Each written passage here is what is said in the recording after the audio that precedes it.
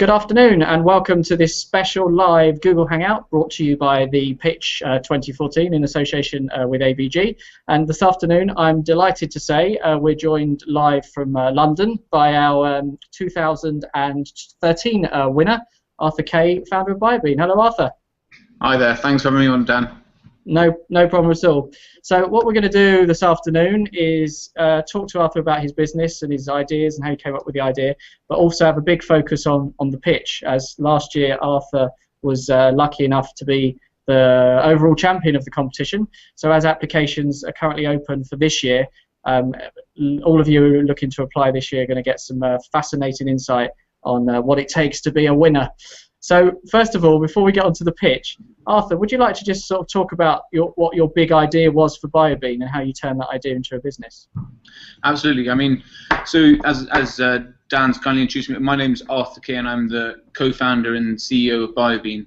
BioBean's a green energy company that turns waste coffee grounds into two biofuel products, namely biodiesel and biomass pellets. And essentially, it was this idea. Which may sound a bit left field at first, but essentially the UK produces about 500,000 tonnes of waste coffee grounds each year, and that's a huge cost to the industry, and costing about £50 million each year in waste disposal costs. And so what we're providing is not only a solution for the waste coffee industry, but also a clean, green source of energy for then powering both buildings and transport systems in our capital. Fantastic. So once you had that idea, how did you come up with that idea, and how did you then turn it into a business? So I came up with the idea whilst studying. I was a student in London at University College London. I bizarrely was studying architecture, which perhaps isn't the most obvious route into establishing a biofuels company. And I was looking at how a building could produce the waste a building produces. In this case, I was designing a coffee shop and coffee roasting facility, but how that waste could in turn be used to power that building. And from that started drilling down into the technologies behind it. The waste happened to be waste coffee grounds, and started drilling down into technology from which we've now licensed a handful of patents and proved that it's not only viable commercially, it's also viable environmentally. And by 2020 we look to save about 1 million tonnes of CO2 equivalent in emissions. Brilliant. So what were you're still quite new, but what were your early business challenges, and how have you tried to overcome them? Some of the early business challenges included my youth. So I'm 23 years old, and kind of building a team, getting people to take you seriously, and establishing a company that's not just a new idea, but also something that's kind of industrializing essentially a very large-scale waste and manufacturing business. By year 3, you're looking to process about 50,000 tonnes of waste per year, raising a huge amount of capital alongside that, so over £1 million to date.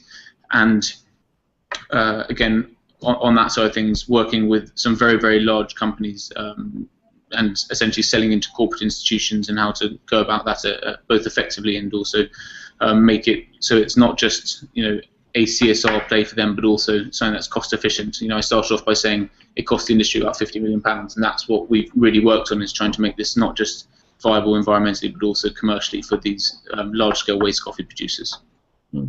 So how has it gone so far with the people that you've talked to? Are they starting to take you a bit more seriously now?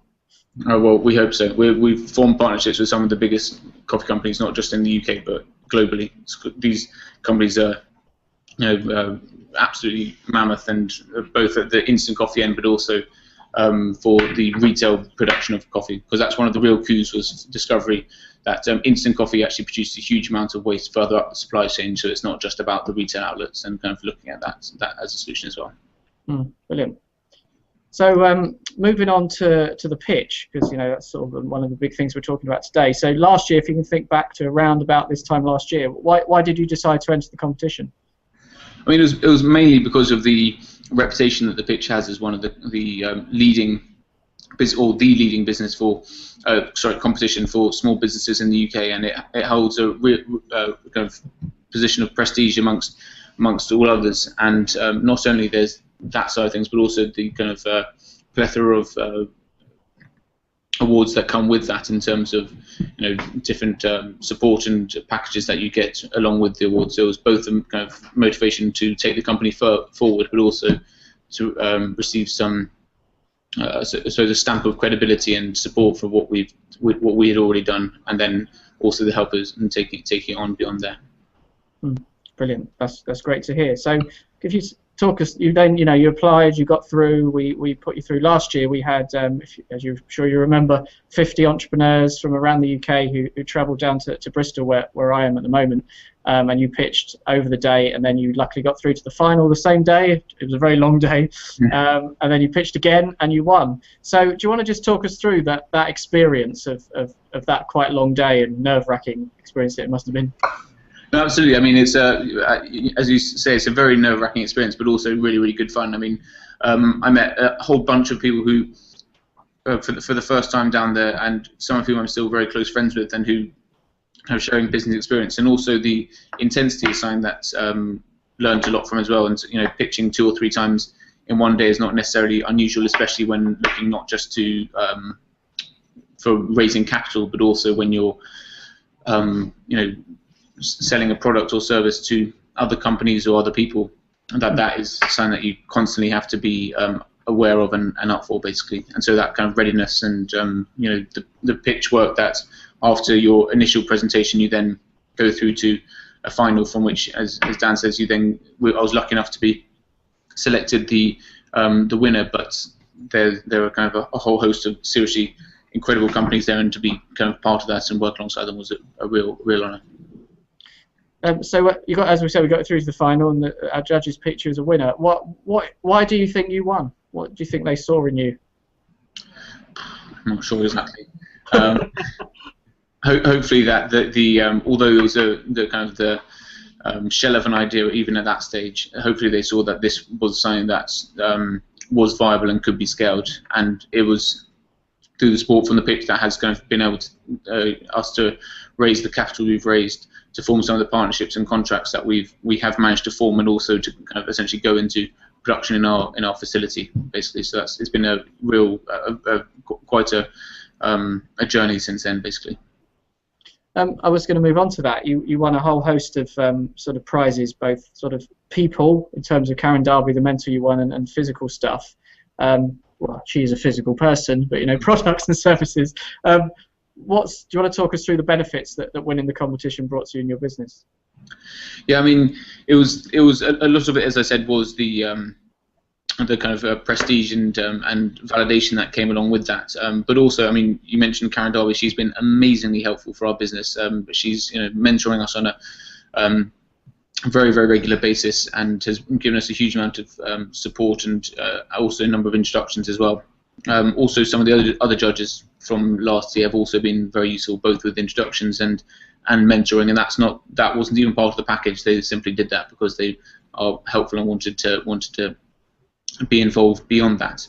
I mean, in terms of some of the other pieces of advice, I mean, amongst some of the sponsors of the pitch, there are some seriously prestigious institutions, and we've kind of throughout, whether it was an iPad, which we won last year as well, which was seriously useful, or also some of the kind of marketing support and accounting support as well, which was very, very valuable, especially at the stage we were at. Fantastic. So, as I said, there's lots of people at the moment who are in the place where you were this time last year, who are they're applying for the pitch, hoping to get to where you got to, in October last year. So what advice would you give to people considering entering the competition this year? No, I'd say the main thing is to think very, very carefully and very clearly about what your USP is, basically, about very clearly articulating what your product is or what your service is and why it's useful, not just of interest, but why it's critical. And that's what we found has been a big driver in where we've managed to get to, whether it's through winning the pitch or not. In that, it's a very clearly articulated need or concern, as opposed to something that would be a nice add-on. And I think a lot of early stage companies at the moment are solutions to very, very minor or not even necessarily problems, are just nice add-ons to life, as opposed to addressing significant or clearly articulated needs, and that's what I think is what was certainly picked up by the judges last year, and also I think will be increasingly picked up in whether it's the pitch or any other small business competitions, and also when you're going through beyond that, raising capital from investors, etc. They're looking for clearly defined needs and how it can fulfill that, not just tomorrow but over a period of time. If you're watching this, you'd like to ask Arthur a question, feel free to post it on the G+ page or Google+ page, or you can post it on YouTube. The question I've got next is sort of related to a question that somebody's emailed me, and it's to do with the actual point you were pitching, the actual being on stage, and how, what advice would you give specifically to contestants that are live on that stage? And this person has asked, how do you deal with the nerves when it comes to pitching in front of a live audience? I mean, that's a very, very good question, and frankly, I dealt with or deal with the nerves through not really thinking about it very much. I'm not very good at public speaking in general, but what I find is a very useful trick. Basically, at the top of my piece of paper, I scribble every time, speak slowly, keep calm. And that's basically the only thing you need to think about, is that if people can't hear you or don't understand what you're saying, then you might as well not be there, because it's all about clearly articulating and going through a logical process and taking your audience on a journey with you, as opposed to saying lots of, I don't know, whether it's jargon or things that only you know, or making assumptions and leaps of faith. So it's kind of walking up a flight of stairs, and every step needs to be there in that journey, because if you miss a step, that's going to be a jar in that story, and it needs to be necessary for your audience to follow you along that step, along that path, basically. And so speaking the same as if you were doing any public speaking, speaking very slowly, speaking clearly, and making sure that your audience is with you throughout. Yeah, that's very good advice. I remember our 2011 winner, who was Ross Dickinson, the founder of Kibosh, which is a plumbing device that deals with burst water pipes, who won in 2011. Yep. He told me when he pitched in the semi-final, he felt that his lip was growing and it was getting bigger and bigger as he pitched, which is weird. But by the time he got to the final, he'd practiced 300, 400 times. He, luckily, unlike you, Arthur, had 3 months between the semi-final and the final, so his lip was fine by then. But I think it's quite interesting, the sort of experiences people have in that in live environment. I've got a sort of another question. Karen Darby has worked with us on the pitch since 2009, and Lara Morgan is another judge who's back this year. And obviously, we're very lucky to have Judith Bissley from AVG as well, and an ICAW representative join us again. But particularly Karen, as a very successful entrepreneur, without giving away her secrets, how has she sort of benefited your business? What has she done as a mentor to sort of to generally to sort of keep you going and give you advice? No, absolutely. I mean, Karen has a phenomenal mentoring style. I mean, she's very, very calm and makes sure that everything's in both parties' interest. And so, I mean, she's kind of mentored us both on a personal level, both myself and my business partner, which again is going above and beyond on a personal level in terms of what's in it for us and why we're looking to start this business, but also for the business itself and how to drive that forward. She understands entirely she hasn't done anything in this space before in terms of green energy or biofuels. However, her market savvy and knowledge of how to set up a business and how to sell into institutions or to form kind of commercial scale partnerships has been completely invaluable for us, and essentially helped us kind of get to where we've got to today, basically. She also, her kind of crowdfunding platform, she's offered to put us on there as well, which was a fantastic opportunity as well, and that's now doing seriously well. But also, I suppose on both those aspects, she's been really, really useful for both us personally and also for the business, as I say. I think mentoring is such a big thing, isn't it? Especially when you're in your early days, to have somebody that experience, even if not in your sector, just to look from the outside in, I guess. Exactly. So just sort of generally, based on your experience in the pitch and sorry, but I keep moving this mic; it's causing me issues. So just based on your experience in the pitch and just your business experience, if you had to summarise your 3 top tips of business success, what would they be? I don't quite know if I can be qualified or the business can be qualified even vaguely a success yet. But Let me have a think about that. I would say I would go back to my earlier point in terms of making sure the problem you're addressing is a problem, and that sounds silly in some senses, but make sure you're actually fulfilling either a problem or a need that is not just here today, but is actually expected to last and be an actual you're solving something, and make that the kind of the key foundation of it, because there are a lot of businesses springing up at the moment which are very exciting in some ways, but there are only so many widgets to find this in a very specific area of London as there can be, and so you need to make sure that you're addressing that need. In terms of the other two, I would say building a really phenomenal team, and that's what we've looked to do over the past years. It's grown from just myself and my business partner and one team member to now we're 12 people, and that's been one of them. And lots of those are kind of leading chemical and biochemical engineers and kind of very, very clever graduates, and also some top financiers as well. And so that's been a key aspect of it as well. And then thirdly, also not to necessarily grow too fast. There's obviously in some markets that's essential, but to make sure that there's don't overexpand and that you back up each stage of your journey with kind of a good business practice, basically. Yeah. Fantastic. That was very good. See, once you thought about it, it's some really good tips. So thank you very much, Arthur. Well, that brings us to the end of this short but sweet Google Hangout. So Arthur, thank you very much for joining us.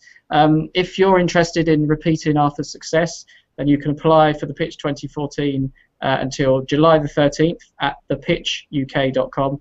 That's thepitchuk.com. And this Hangout, as soon as we finish, will be available to replay immediately. So once again, Arthur, thank you very much for joining us, and we wish you the very best success for the business in the future. Thank you very much. Thank you very much, Steve. Goodbye. Speak soon.